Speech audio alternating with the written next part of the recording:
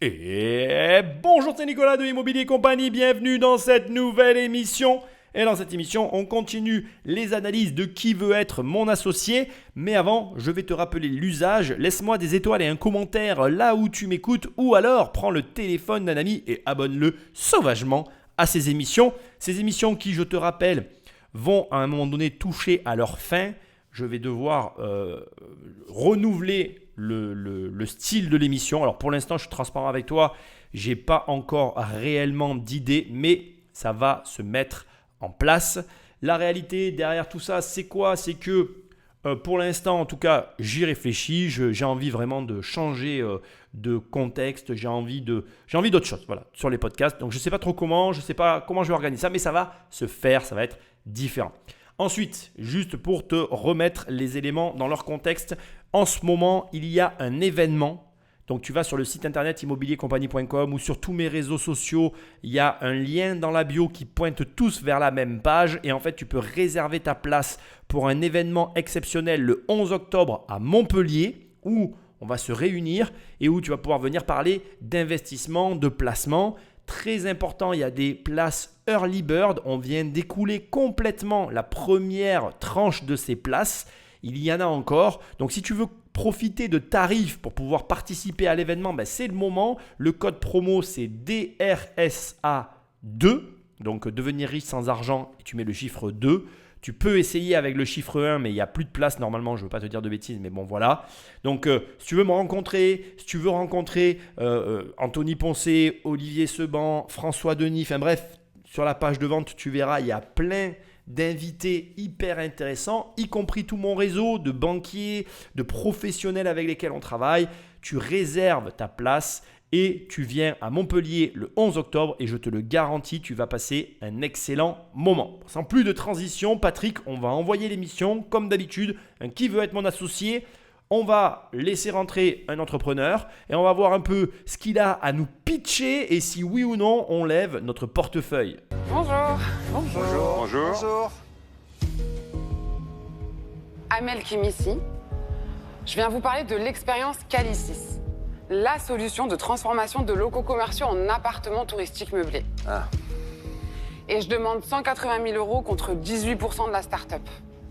Bon, alors déjà, c'est très malin parce qu'en fait, elle demande 180 000 € pour 18%, ce qui n'est ni plus ni moins que valoriser sa boîte 1 million d'euros. Elle est dans l'immobilier, puisque c'est la modification de locaux commerciaux en logements exploitables pour Airbnb, qui est une faille du système, puisque en réalité, ce qu'on reproche généralement au logement Airbnb, c'est d'exploiter une activité commerciale dans des locaux qui n'ont pas ce but-là au départ.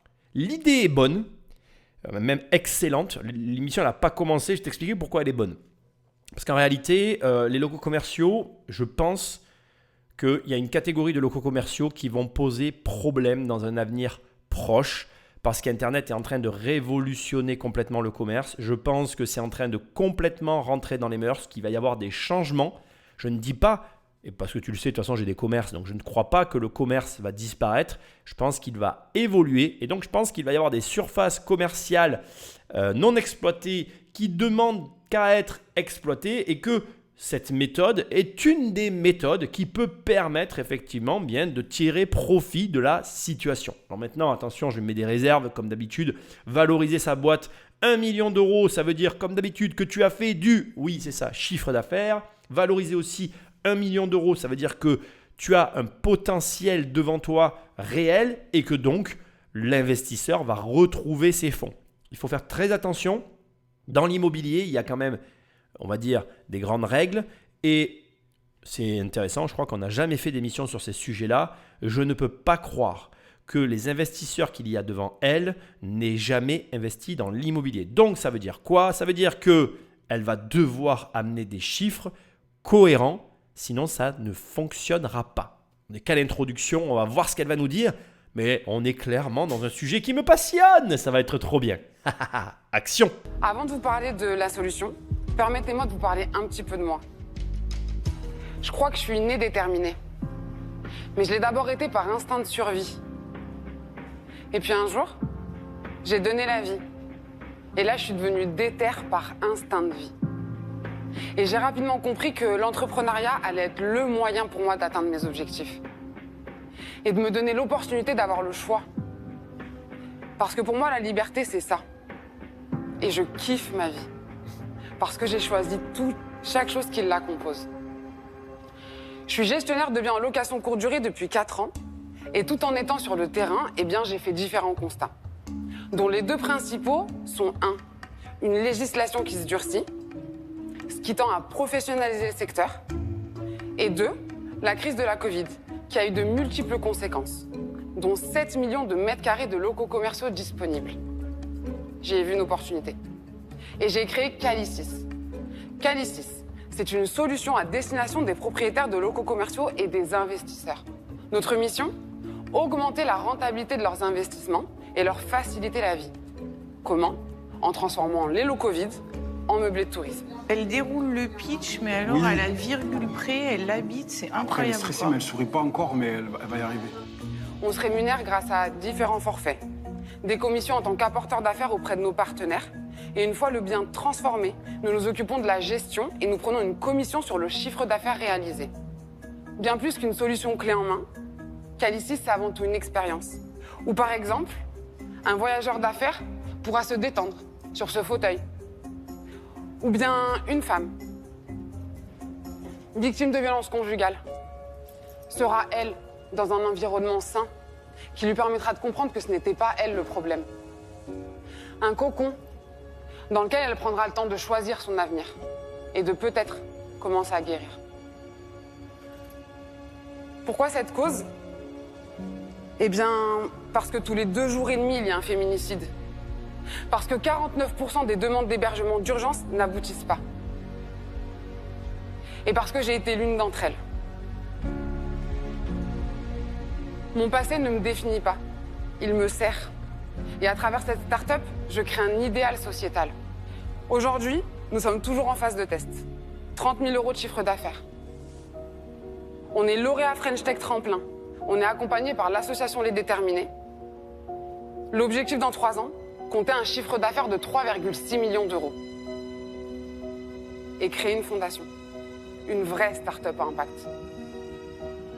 Au-delà de l'apport financier, je recherche un associé, une expertise, un réseau. Permettez-moi de passer d'entrepreneur à chef d'entreprise. Et rien ne vaut l'intelligence collective. Je vous remercie pour votre attention. Et je me ferai un plaisir de répondre à toutes vos questions. Bon, alors pour moi, le pitch, il se sépare vraiment en 3 parties distinctes, extrêmement intéressantes, en sachant que je suis obligé de te le poser là parce que c'est la réalité. La 3e partie, personnellement, me met un peu mal à l'aise, mais on va avoir l'occasion d'en parler. Première partie, elle se présente d'une manière que j'apprécie tout particulièrement, à la fois concise et claire, à la fois lisible, c'est-à-dire que je pense, et d'ailleurs il y a une intervention où on voit ses collaborateurs, ses associés, je ne sais pas comment il faut dire, qui interviennent et qui disent qu'elle récite le pitch à la virgule près. Je pense que tout a été soigneusement choisi parce qu'avec les mots qu'elle utilise, le comportement qu'elle a, etc., elle colle parfaitement au personnage. Et même au-delà de ça, donc tu ne la vois pas, donc je vais te la décrire. C'est une femme avec un crâne rasé, ce qui est assez original. On associe souvent cette tenue à de la maladie, mais là, elle a vraiment, je dirais, ça dégage chez elle la détermination qu'elle veut véhiculer. Parce qu'en fait, on sent que c'est la volonté qu'elle a de partager sa détermination, et son physique, son regard, tout son être transpire cette détermination. Ça, c'est très positif. C'est vraiment quelqu'un en qui tu as envie d'investir. Moi, je suis toujours admiratif des gens qui sont comme ça déterminés. Et la réalité, c'est qu'en ce qui la concerne, elle incarne parfaitement le message qu'elle essaye de véhiculer. La 2e partie, elle expose son idée qui est une très bonne idée. Là, je ne peux pas dire le contraire. C'est quelque chose que moi, je connaissais, que nous, on ne pratique pas. Mais effectivement, il y a dans le parc de locaux professionnels réellement une masse de mètres carrés récupérables en logement que la population n'évalue pas ou évalue très mal. Et quand je parle comme ça, je parle à plusieurs niveaux. Premier niveau, les locaux commerciaux à proprement parler auxquels elle fait allusion, donc avec une vitrine, etc., où là, carrément, elle recycle quelque chose d'existant et elle a une réelle utilité. Mais il y a une deuxième partie, un deuxième niveau, beaucoup moins connu, où là, tu as carrément des entreprises qui occupent, ou en tout cas qui ont dans leur baux des logements qui sont à vocation professionnelle et qui restent indisponibles sur le marché, alors qu'on tend vers des commerces sans stock avec des délais de livraison. Aujourd'hui, c'est la norme. Quand tu rentres dans un magasin, c'est rare que tu arrives à repartir avec le produit. Très souvent, il y a des délais. Et d'ailleurs, je pense qu'aujourd'hui, on est nombreux à préférer Internet parce qu'à devoir attendre la livraison de notre achat, on choisit souvent d'acheter sur Internet. Après, on ne va pas commencer à réfléchir, à la cohérence derrière ces comportements, mais c'est la réalité à laquelle nous sommes tous confrontés. Donc, ce que j'essaye de te dire ici, c'est qu'elle met le doigt sur une vraie problématique. Et cette problématique, pour moi, elle a le mérite, en tout cas dans ce qu'elle nous dit, d'exister au travers de la solution qu'elle propose. Dernière phase, elle met en corrélation, ou en tout cas, elle propose aussi un projet de société au travers d'une fondation et d'une cause, les femmes battues, les féminicides. Bon, clairement, je suis mal à l'aise avec cette partie-là. Je trouve que c'est malencontreux. Alors pourquoi ? Déjà parce que je pense que quand tu es victime d'un féminicide, tu ne penses pas forcément à louer un appartement sur Airbnb. Ensuite, je pense qu'il y a un problème financier, c'est-à-dire que je ne suis pas certain que tu aies les moyens de te payer un logement à courte durée sur une longue période pour justement te laisser, comme elle le dit, le temps de respirer et de remettre tes idées en place. Et troisièmement, parler d'une fondation alors que tu fais que 30 000 € de chiffre d'affaires, moi ça me dérange. Honnêtement, à ce stade déjà, je suis embêté parce que le personnage qu'elle représente me plaît, mais je trouve sa boîte clairement surévaluée pour un chiffre d'affaires qui n'est pas au rendez-vous. Et elle parle déjà d'une fondation. Quand tu lèves des fonds, on cherche une renta. Que sur tes deniers personnels, tu décides de ne pas prendre la totalité de ta REM et que tu veuilles mettre l'argent dans ta fondation, je le comprendrais mieux parce que tu as peut-être envie là de donner de la consistance à ton discours. Je peux l'entendre.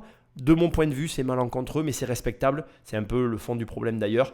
La cause est respectable et je la soutiens, mais je n'aurais pas choisi cet axe. Voilà comment je le dirais poliment. Pardon, j'ai pas bien compris. Les locaux sont réservés aux femmes qui ont ces problèmes-là? Non.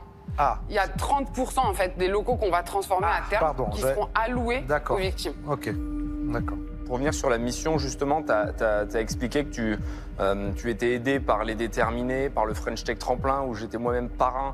Et donc, je sais que c'est des personnes qui ont des histoires difficiles. Tu peux nous en dire un peu plus sur cette histoire? Ouais, bien sûr. Eh bien, moi, j'ai été une femme battue pendant un peu plus de 10 ans. J'étais pas la même personne. J'étais quelqu'un qui était dans l'abnégation, je savais pas qui j'étais, tout simplement. Et un jour, je suis tombée gravement malade. Parce qu'à un moment donné où votre corps, il vous dit stop. Et à ce moment-là, moi, donc je suis maman d'un petit garçon extraordinaire qui a 8 ans. Et à ce moment-là, je me suis dit, ok, là, il faut vraiment que j'arrête. Il faut vraiment que je prenne une vraie décision. J'ai fait un gros travail d'introspection. Je pars profondément du principe qu'on choisit sa vie, mais surtout qu'on est responsable de sa vie. Je suis sortie de cette posture de victime, en fait, tout simplement. Et je me suis dit, ok, concrètement, qu'est-ce que tu as envie dans ta vie? Qu'est-ce que tu veux et comment tu le veux? Une fois que j'avais bien réfléchi, et croyez-moi, j'ai bien réfléchi, je me suis levée un matin et c'était parti. J'ai quitté mon ex et je me suis réparée petit à petit. Ensuite, une fois que je me suis sentie bien, cohérente, ancrée, il y a un moment donné où je me suis dit, ok, j'ai envie de m'épanouir professionnellement parlant. J'ai eu 1 milliard de vies en vrai avant. Et je me suis dit, ok, quelle activité pourrait réunir toutes mes compétences, mon savoir-faire et mon savoir-être aussi. Parce que j'aime profondément la relation clientèle. Et donc, j'ai commencé en tant que gestionnaire de biens en location courte durée. Ça m'a permis de me faire à la main, d'apprendre le métier sur le terrain et ainsi de suite. Et donc, j'ai été sélectionnée par les déterminés sur simplement l'idée de transformer les locaux en meublés de tourisme. Et de fil en aiguille, voilà. Et de fil en aiguille, sur combien de temps? Ça fait 9 mois que l'activité elle a commencé.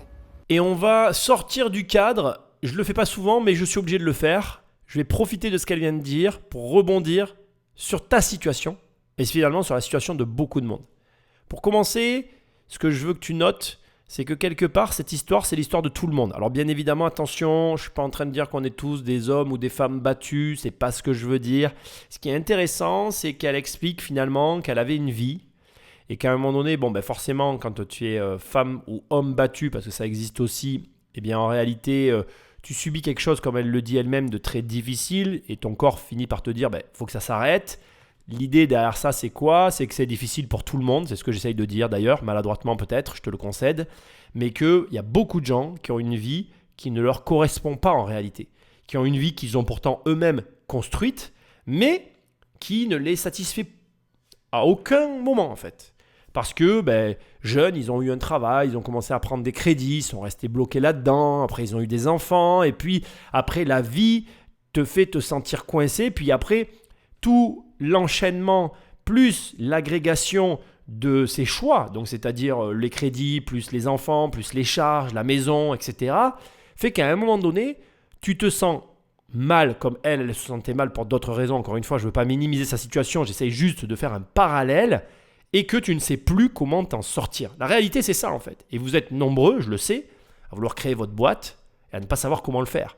Parce qu'il y a une réalité économique derrière. Et il y a une réalité aussi temporelle, c'est-à-dire que tu n'as ni le temps ni l'argent de pouvoir mener le projet tel que tu aimerais pouvoir le mener. Moi, j'ai des copains qui me disent « Mais en fait, si j'avais su, j'aurais adoré faire ce que tu as fait. » Je ne dis pas ça, on s'en fout en fait. C'est simplement qu'on me fait savoir que ils me font savoir d'ailleurs que s'ils avaient su le déroulé de la vie, ils n'auraient pas fait les mêmes choix. Parce qu'en réalité, leurs choix aujourd'hui les empêchent de pouvoir être libres totalement de leur mouvement. Et c'est une image encore une fois. Mais ce qui est intéressant dans ce qu'elle vient de dire, c'est qu'elle a trouvé l'énergie de s'extraire de cette réalité qui était sans doute bien plus difficile que la tienne, soyons honnêtes quand même.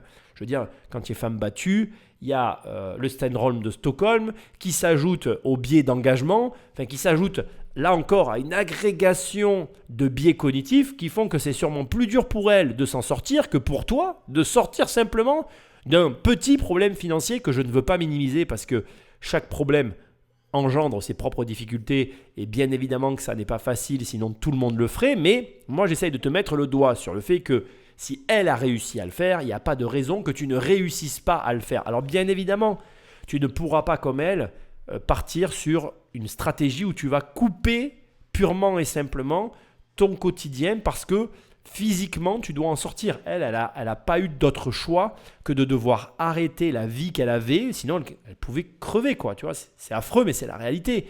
Et parfois, c'est ce genre d'extrême qui oblige les gens à bouger. Mais la réalité, c'est que tu peux modifier ta vie en attaquant, on va dire, les modifications par de petites choses.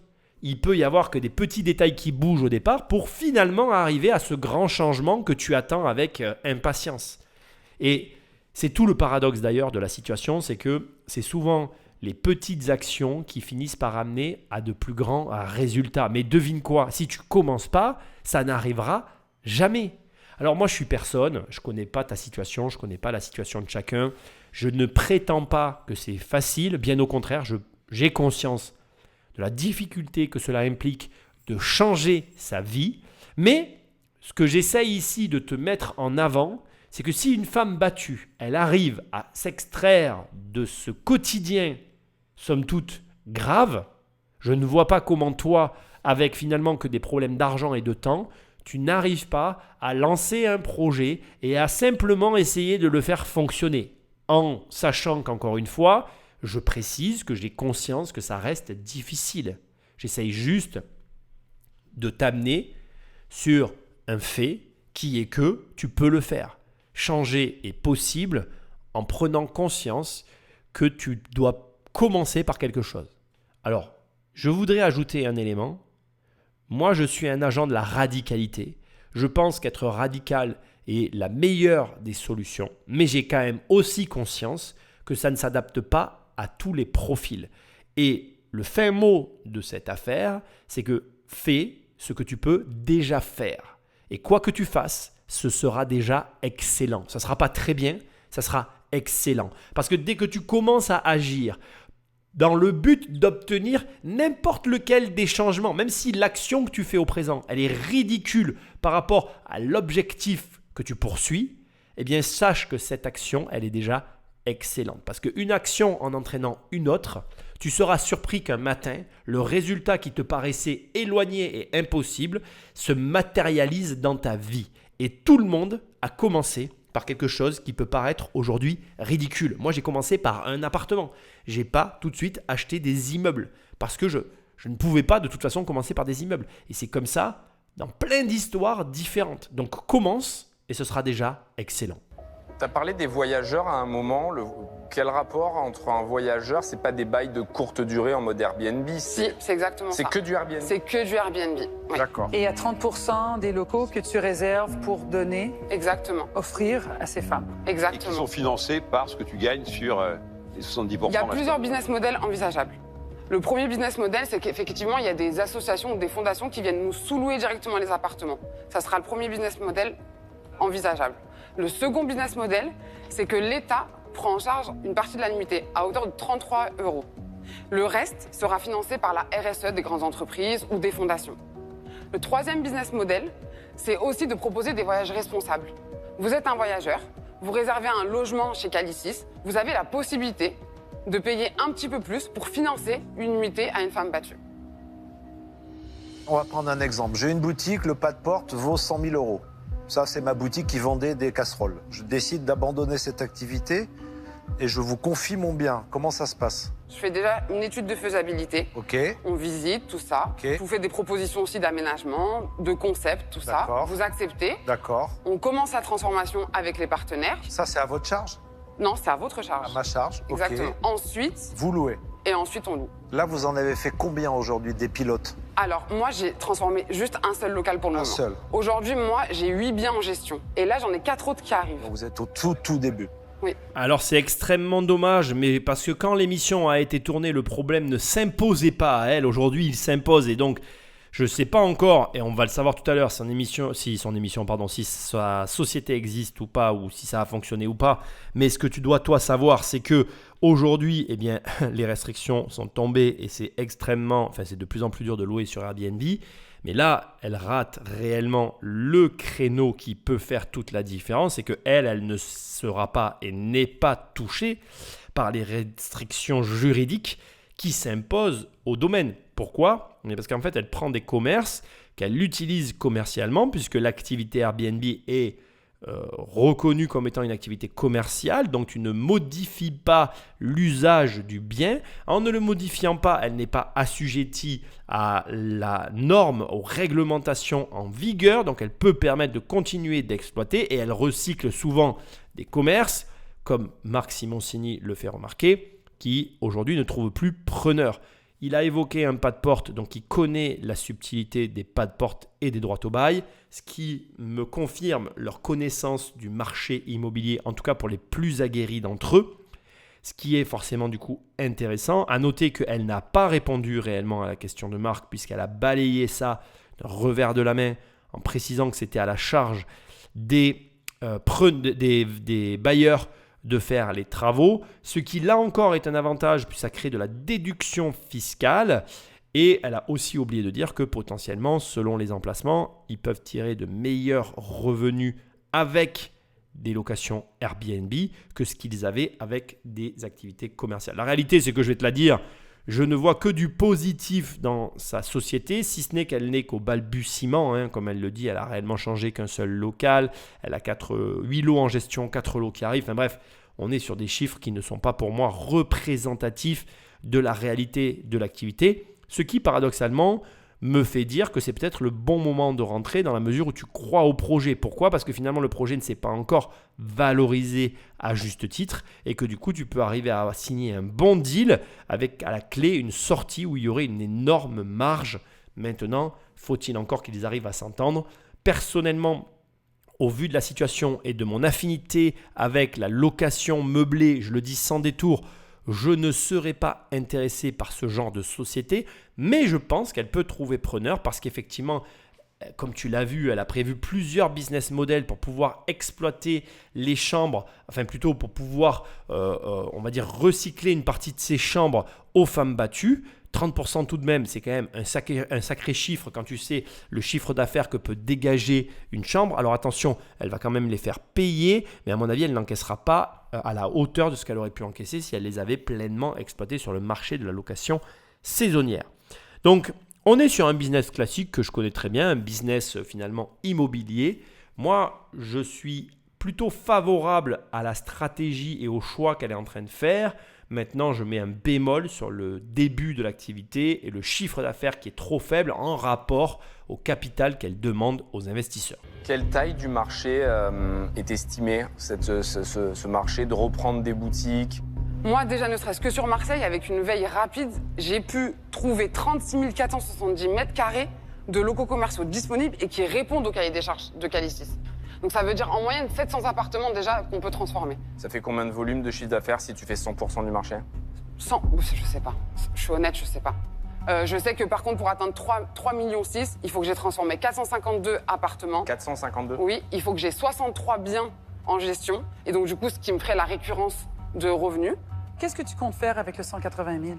Déjà, avoir une équipe pour vraiment développer le concept. Il y a aussi une partie investissement logistique et technologique parce que je veux développer une plateforme. Je veux aussi être équipé correctement. Mais dans le concret, tu as besoin de quoi? Identifier un camion, dans le moment. un utilitaire par exemple, ne serait-ce que pour la partie aménagement, tout ça. Il me faudrait un local. Et au final, maintenant, aujourd'hui, là, j'ai besoin d'internaliser certaines choses. Sur quel territoire? Marseille. Tu fais une sorte de POC, tu démarres Marseille. Après Marseille, c'est souvent l'endroit où les POC immobilières se lancent. Ouais, c'est vrai. Alors POC, c'est Proof of Concept. Juste pour info, Proof of Concept, si tu sais pas ce que c'est en fait en gros, tu vas prendre un appartement témoin, enfin ou plutôt non pardon, je vais le faire par rapport à ce qu'elle est en train de dire, qu'est-ce que je raconte, moi je pensais à autre chose. En fait, tu vas avoir du coup son concept qu'elle va déployer du début jusqu'à la fin, donc elle va prendre un commerce, elle va le modifier, le mettre en place, elle va générer du chiffre d'affaires sur 3 mois, elle va prendre le cas en question, elle va en faire une POC, Proof of Concept, elle va dire ben voilà, j'ai fait ça, voilà ce qu'on a fait, voilà ce que ça nous a coûté, voilà ce que ça nous rapporte, globalement voilà le magasin, enfin c'est pas un magasin, mais voilà le logement pilote qui valide l'ensemble de mon cahier des charges, et si je le reproduis à l'échelle, c'est-à-dire sur 63 logements, en ayant 63 logements en location, sur 450 logements que je modifie, etc., blablabla, eh bien j'arriverai à un tel chiffre d'affaires, ça permet de valider. Alors, je vais te dire quelque chose qui est en train d'émerger dans ma tête et que je trouve intéressant et que je veux partager avec toi.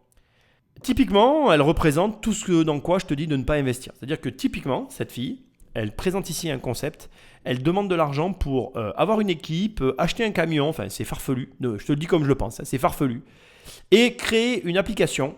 Pourquoi? Je ne sais pas, elle utilise Airbnb. En quoi elle aurait besoin d'une application? Elle ne concurrencera pas Airbnb, mais bon bref, passons. Et je ne sais pas pourquoi, j'ai le sentiment qu'elle va obtenir de l'argent. Elle représente tout ce que je n'arrête pas de te répéter qu'il ne faut jamais faire. Elle fait tout ce qu'il ne faut pas faire. Et je ne sais pas pourquoi, j'ai le sentiment qu'elle va lever des fonds. Alors, son tempérament, son comportement, sa gestuelle, il y a plein de facteurs qui vont faire que je pense qu'elle va réussir. Ça veut dire que je peux moi-même te donner des conseils et me tromper. J'ai moi-même un schéma dans ma tête et tu peux avoir des gens qui ne rentrent pas dans le schéma, mais pour autant, tu mettras quand même de l'argent. Pourquoi? Parce que l'argent est irrationnel, que tu le veuilles ou non. C'est bien pour ça d'ailleurs que les gens ne comprennent pas comment on fait de l'argent. Et il y a un dernier élément qui est pour moi hyper important, c'est de l'immobilier. Ça reste des métiers dans lesquels on sait que c'est pas si difficile que ce qu'on l'imagine. C'est-à-dire que quand elle te dit moi si j'ai 63 logements, je fais 3 millions d'euros de chiffre d'affaires et j'ai la récurrence. C'est vrai ce qu'elle dit. Et honnêtement, 63 logements en gestion, c'est pas du délire. Juste pour te donner des chiffres, nous on a fait plus de 100 logements en gestion la première année avec Lotier. Donc c'est te dire que ça n'est pas impossible. Même je dirais au-delà de ça, c'est des chiffres tout à fait réalisables. Et tu imagines le chiffre d'affaires que ça peut générer derrière. Donc ça veut dire quoi? Ça veut dire qu'il y a des secteurs d'activité dans lesquels il y a plus d'argent que d'autres. Ça veut dire quoi? Ça veut dire choisis le bon secteur. Comme je le répète tout le temps, il vaut mieux travailler dans quelque chose que l'on déteste mais qui paye bien parce que tu apprendras à l'aimer, que travailler dans sa passion qui ne paye pas parce que tu finiras par la détester. Et tu peux te répéter cette phrase autant de fois que tu veux, c'est la triste réalité. Parce qu'il existe un mur de réalité auquel tout le monde se heurte. Ce mur de la réalité, c'est le mur qui fait la différence entre ceux qui font énormément d'argent et ceux qui n'arrivent pas à faire d'argent. Et ça se résume parfois simplement au choix de l'activité. Donc choisis des activités en ayant la présence d'esprit de comprendre que certains domaines rapportent plus que d'autres parce qu'avec moins, tu peux faire plus. Encore une fois, 63 logements, c'est largement réalisable en un an. Je suis obligé de le reconnaître, même si, je te le dis en toute transparence, je ne suis pas fan du personnage. Je ne mettrai pas d'argent dans cette société. Je trouve qu'il y a des incohérences dans ce qu'elle va dire et pourtant je pense qu'elle va réussir à avoir de l'argent. Pourquoi ? Parce qu'elle est dans l'immobilier. Mais moi je voudrais comprendre quand même quel est le business model parce que va falloir vous focaliser sur quelque chose. Donc votre business model c'est quoi ? C'est le tourisme, c'est les femmes battues, c'est donc plutôt le social. D'après moi, les deux sont possibles. C'est-à-dire de faire du rentable en ayant de l'impact. C'est-à-dire que chez les femmes battues, on n'a pas de saisonnalité qu'on retrouve dans la location courte durée. Et pour avoir discuté avec des propriétaires, des investisseurs ou des choses comme ça, peut-être que sur le coup, ils se disent oui, les femmes battues, c'est peut-être trop social ou un, mais quand je leur apporte les chiffres, et ben d'un coup, ça les rassure. Et je pense profondément, et peut-être que je me trompe, mais je pense profondément qu'on peut faire les deux. Et en plus, elle a de la répartie. Parce qu'effectivement, ce qu'elle est en train de mettre là sur la table, c'est plus qu'un argument valable. C'est-à-dire qu'il y a de la saisonnalité. Cette saisonnalité, il faut la contrebalancer et amener le secteur des femmes battues comme étant un secteur qui, effectivement, lui, n'a pas de saisonnalité, c'est permanent. Et en plus, comme elle l'a justifié tout à l'heure, il y a 1000 manières de le facturer. Elle contrebalance en disant « Mais regardez, en faisant les deux, justement, j'élimine la problématique du manque d'argent par période. » Et ça parle à des mecs comme toi, à des mecs comme moi. Et même à moi, ça me fait réfléchir. Je me dis, ah oui, finalement, effectivement, le côté femme battue qui fait un peu philanthropique alors que tu es à la création et que ça peut laisser un goût amer dans la bouche, eh ben, ça prend du sens parce que tout d'un coup, la femme battue, elle est là tout le temps, elle paye malgré tout, elle a quand même besoin d'un endroit pour se refaire une santé mentale, et physique aussi, bien sûr, on est d'accord, et ça a du sens. Et ça devient intéressant parce que même moi, elle arrive à me convaincre. Et tu te rends compte à quel point c'est important de préparer et de penser ta boîte. Parce que là, elle va lever de l'argent, j'en suis tellement convaincu qu'elle va lever de l'argent, en n'ayant pas de business à proprement parler, mais parce qu'elle est dans le bon secteur et qu'elle a bien préparé son projet. Ce qui veut dire que je fais ces émissions pourquoi ? Pour t'analyser comment tu peux entreprendre et finalement réussir à gagner de l'argent. Mon but derrière tout ça, c'est quoi ? C'est de te montrer que tu peux le faire. Mais là, elle est en train de te montrer que tu peux le faire encore plus facilement que ce que tu imagines si tu choisis le bon secteur. Je me répète, mais c'est tellement important. Alors bien évidemment, tu choisis le bon secteur, tu connais le secteur en question parce qu'elle a travaillé dedans et tu prépares ton dossier. Mais ça fait tellement longtemps que je te le répète que tu finis par le savoir. On est d'accord ? Moi, j'ai deux problèmes. Allez, c'est parti. Le problème, c'est le nom. Oui. Trop compliqué. Quand tu tapes sur Internet, tu le trouves pas. Sur Instagram, pareil. T'es prête à changer de nom ? L'entrepreneuriat, pour moi, c'est un moyen. C'est pas une fin. Donc, bien sûr que je suis prête à changer de nom. Et le deuxième, c'est un changement de business model. Quand tu me dis que tu veux faire 3,5 millions dans 3 ans, ce qui est bien, mais c'est pas non plus, tu vois, explosif et que tu dois taper 450 appartements, c'est un travail démentiel. Est-ce que tu penses pas que ton business model serait vraiment de prendre la gérance de manière automatique pour créer du revenu récurrent ? Bien sûr. Et c'est là que tu vas faire du gros C'est ça qui plaît, effectivement, au marché. Là, clairement, ça illustre ce pourquoi j'ai besoin de vous. Mais vraiment, c'est-à-dire qu'encore une fois, moi, j'ai pas forcément toutes les compétences. Et là, clairement, voilà, vous venez alimenter une vision avec de l'intelligence collective et c'est exactement ce que je cherche. Et tu vois, ça va être peut-être l'émission où je vais faire le plus d'interventions, mais elle est en totale cohérence avec le discours qu'elle a tenu pour se présenter quand elle a dit « je suis déterminée ». Il n'y a rien qui l'arrête. Et tu vois bien comment elle répond aux questions, la répartie qu'elle a. Il n'y a rien à dire en fait.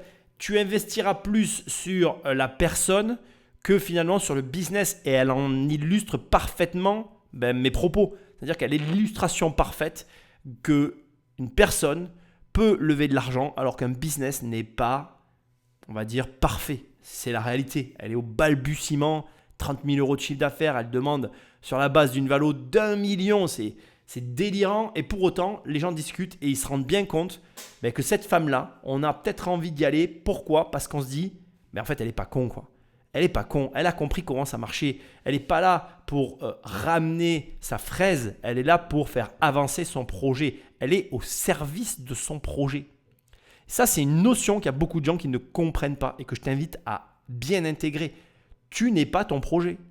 Il y a beaucoup de gens, ils bossent pour eux et ils espèrent en fait qu'à un moment donné, en bossant pour eux, eh bien en fait, ils auront des résultats pour eux-mêmes au-delà du projet qu'ils portent. C'est l'inverse. C'est l'inverse, les gars. C'est ton projet, s'il a suffisamment de portée, qui t'emmènera avec lui et pas toi qui l'emmène en fait. Moi, tu vois, regarde, aujourd'hui, j'ai croisé un abonné, on a parlé, etc. Je ne suis pas certain que le mec ait consommé forcément des produits chez moi. Je m'en fous. Moi, j'ai une mission et mon but, c'est que les gens, ils entreprennent avec mon gratuit ou avec mon payant. Le mec a pris avec mon gratuit, il a fait plein de trucs. J'étais hyper heureux pour lui. Moi, mon but, c'est simplement que vous bougiez les fesses, que vous payez ou pas. Je serai toujours là. Alors, bien évidemment, je dis ça aujourd'hui. Peut-être qu'un jour, j'aurai un problème physique et que je n'existerai plus pour diverses raisons. Peut-être que ma boîte fera faillite, j'en sais rien. Mais je ferai en sorte de toujours être là. Parce que je pense que le projet est plus grand que moi. Je ne suis pas le projet. Le projet est plus grand que moi. Je pense que l'éducation financière, que tout ce qui touche autour de l'éducation entrepreneuriale, c'est d'abord un manque cruel sur le marché. Ça fait une énorme différence entre ceux qui s'épanouissent et qui réussissent dans leur travail et tous les autres qui sont aigris et qui font chier. Pardonne-moi l'expression, et je m'excuse, j'aime pas être vulgaire, mais c'est ce que je pense. Et la réalité, c'est que mon but, c'est de montrer à tous ces gens-là que s'ils pensaient juste différemment, comme elle, finalement, elle l'a fait au bout d'un moment avec son mari qu'elle a quitté parce qu'il la battait, eh bien, ils arriveraient à s'en sortir. Donc, vas-y, c'est bon. Change ton modèle de pensée et tout va mieux se passer. Bref, Patrick Magnéto. Moi, je vais me lancer. Franchement, depuis qu'on fait cette émission, c'est la première fois que je comprends le mot qui veut être mon associé. Vous avez une mission, vous avez une histoire, vous avez une vision, vous avez un projet. Vous êtes une belle personne au sens large et on voit que vous portez ça et que vous allez le porter longtemps. Ça, c'est le bon côté de la chose. Le moins bon côté, en tout cas en ce qui me concerne, c'est que vous avez beaucoup d'idées, beaucoup de travail pour structurer tout ça, pour remettre dans l'ordre. Et vous avez vraiment besoin de quelqu'un qui va vous accompagner quasiment au quotidien. Hein. Et que moi, je ne me sens pas de partir sur ce chemin avec vous, de fait par manque de temps et probablement parce que je suis aussi beaucoup trop vieux pour ça maintenant. Même si ça me fait mal au cœur parce que vous avez un truc génial à faire, mais je suis convaincu qu'il y a des gens plus jeunes autour de cette table qui vont vous accompagner, je le sens. Voilà, j'y crois pas. Franchement, je suis dégoûtée. J'y crois pas. Alors moi, je vais continuer parce que je suis l'autre vieux, donc ça fera les deux vieux auront parlé en T'as premier. pas le droit de te servir du même argument. même argument. Non, mais moi, je vais démarrer. En t'écoutant, donc il y avait cette phrase de Nietzsche qui me traversait l'esprit, donc sans musique, donc la vie n'a pas d'intérêt. Et toi, je trouve qu'il y a une musicalité chez toi, il y a une musique qui donne envie de danser avec la vie. On est content, évidemment, de croiser des gens comme toi, ça redonne beaucoup d'énergie à tout le monde, à commencer donc par nous. Tu as transmis une partie de ton énergie. Moi, je suis d'accord avec Marc, je pense que ton modèle n'est pas encore très bien calé. Et mon sentiment, c'est que tu t'attaques à quelque chose de très ambitieux, donc avec pour l'instant pas forcément tous les moyens de ces ambitions. Donc je vais pas investir.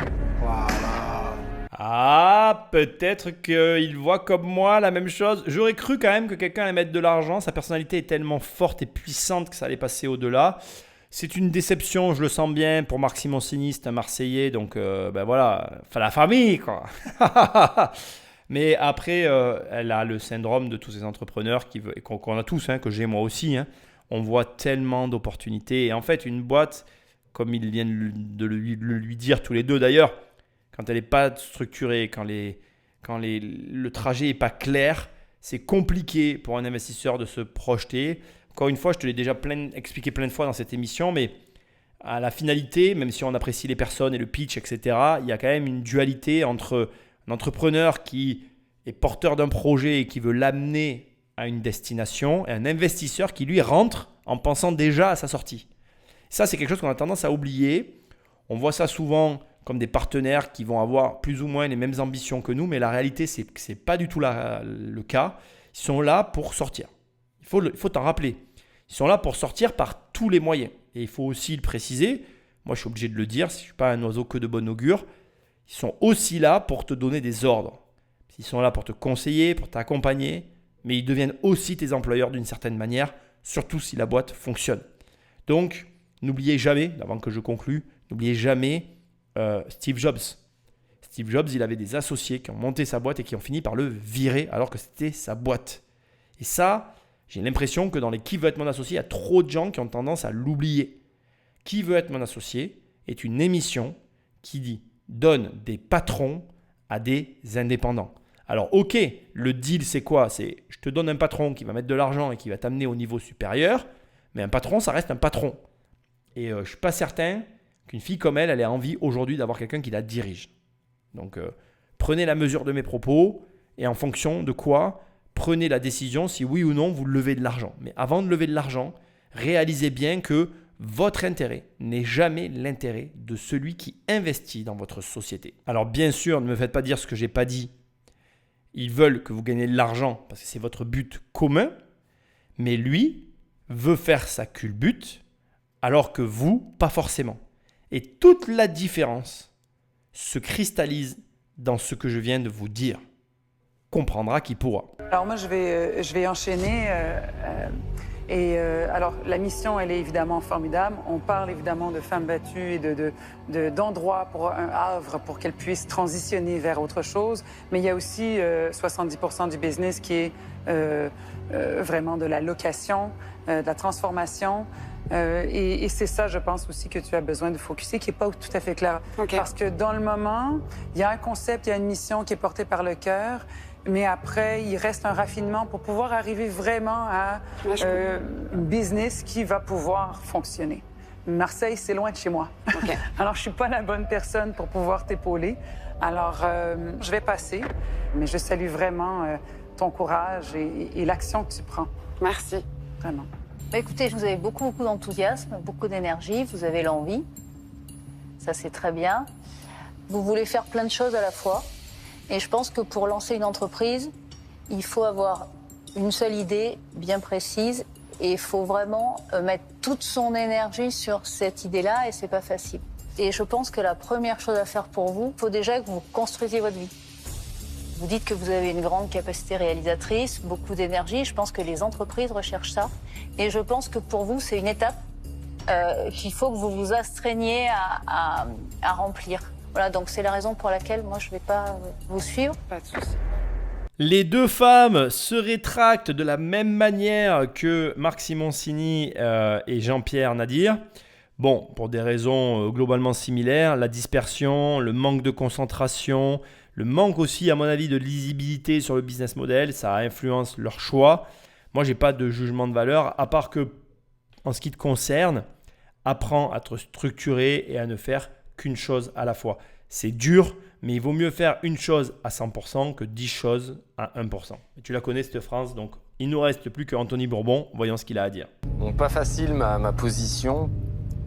Tu es une très bonne pitcheuse, tu parles super bien. Évidemment, tu transmets de l'émotion, ton histoire, elle est très dure naturellement, mais elle est porteuse d'espoir. Et on dit souvent qu'une pierre qui ne veut pas prendre de coups ne deviendra jamais une statue. Et toi, c'est exactement ce que tu es en train de vivre. C'est ce qui aurait pu détruire d'autres femmes, qui te permet aujourd'hui d'être ce que tu es. Donc, tu as inversé cette tendance et rien que pour ça, tu vois, ça donne envie de t'accompagner, de ne pas te laisser toute seule. Il y a quand même de l'argent à aller chercher. Maintenant, ça a été dit, le business model, il est vraiment à travailler. Je pars du principe que tu es au stade d'idée, tu vois, sans vouloir te manquer de respect. Mais il y a quelque chose à faire. Beaucoup de risques en résumé dans cette aventure. Donc je suis assez embêté, tiraillé. On l'est tous. On l'est tous, hein, je sais bien. Tu demandes 180 000 pour 18% de la boîte. Donc pour les téléspectateurs qui nous regardent, c'est 1 million d'euros de valorisation post-monnaie. Donc une fois que le deal est fait. Je trouve ça un peu élevé parce que c'est des valorisations de start-up, alors que là on est sur un business qui est un peu plus traditionnel.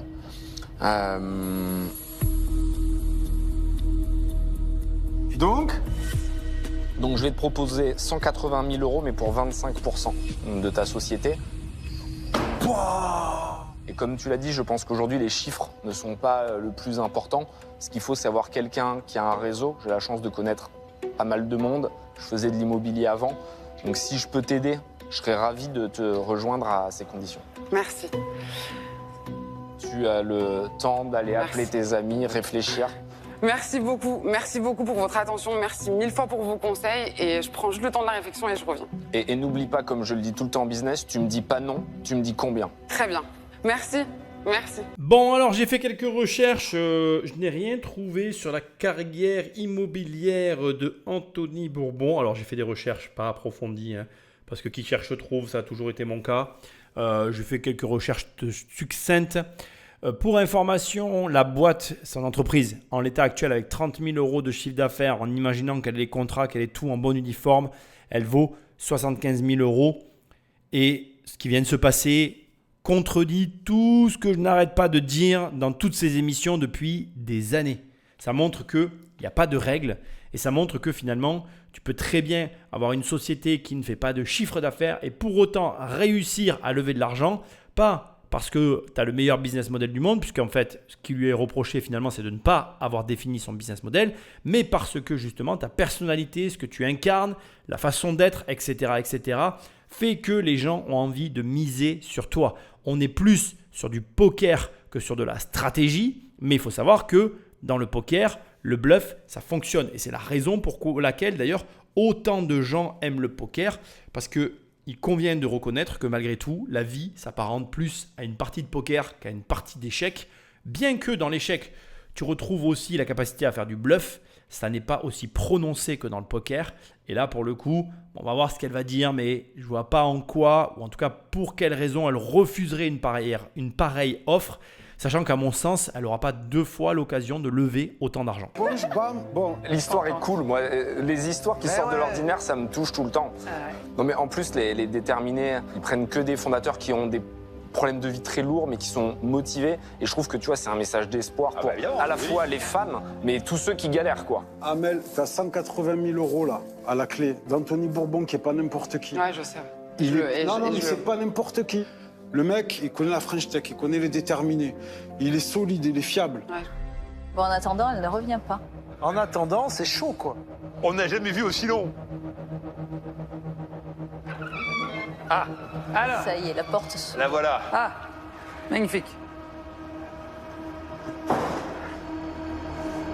Alors, on va résumer la situation. Vous aviez demandé 180 000 euros pour 18% de l'entreprise. Et Anthony se propose de vous accompagner en temps et en argent, mais il préférerait avoir 25% contre. Et non pas 18%, donc on attend votre réponse. on l'a très bien dit, je suis au début. Et donc, par définition, c'est le premier tour. Il y en aura d'autres, avec de l'espoir et du travail, n'est-ce pas ?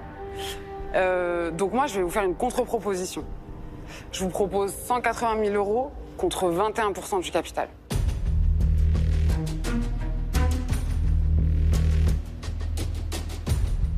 Merci pour le retour qui a été assez long, donc tu as dû réfléchir longtemps. Moi, je reste sur ma position de 25%. Parce que je considère que tu as besoin d'un associé plus que d'une valorisation. Ok. Je pense que si on exécute bien et qu'on choisit le bon business model, tu n'auras pas besoin de relever beaucoup d'argent. Et c'est aussi ce qui me plaît, c'est une boîte qui va durer sur long terme, qui va avoir des chiffres concrets, rassurants, pragmatiques, contrairement à beaucoup de startups avec des valorisations qui partent dans les tours mais qui ne font pas de chiffre d'affaires. Donc je reste sur ma position, je sais que ça va me prendre du temps. Donc je veux être considéré comme un associé à part entière et avoir un quart du capital me paraît assez justifié.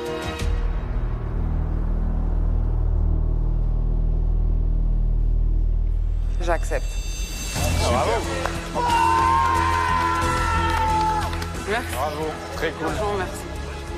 C'était bien d'avoir essayé. Merci. Très cool. Impatient de travailler tout ça avec toi. Vraiment, merci. Je le savais. Bravo, bravo. Non, vous êtes formidable. On avait dit que ça se passerait bien, dans tous les cas. Bravo, bravo. Pleurez pas, au contraire. Non, c'est la Je sais joie. que c'est de joie. Pour moi, la vérité, c'est des pleurs de joie. Vraiment, sais, d'où je viens et où je suis, mais... Merci. Quel chemin. Vraiment, merci. Bravo. Bah, bravo. Bravo. C'est toi qui fais ton succès. Hein. Bravo, Anthony. Et bravo, Anthony, oui. Bravo, Anthony, quand même.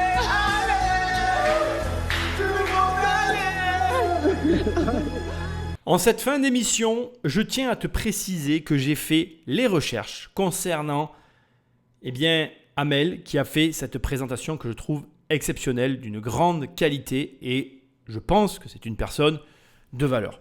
Je ne te donnerai pas avec précision le fruit de ma recherche pour plusieurs raisons qui me regardent.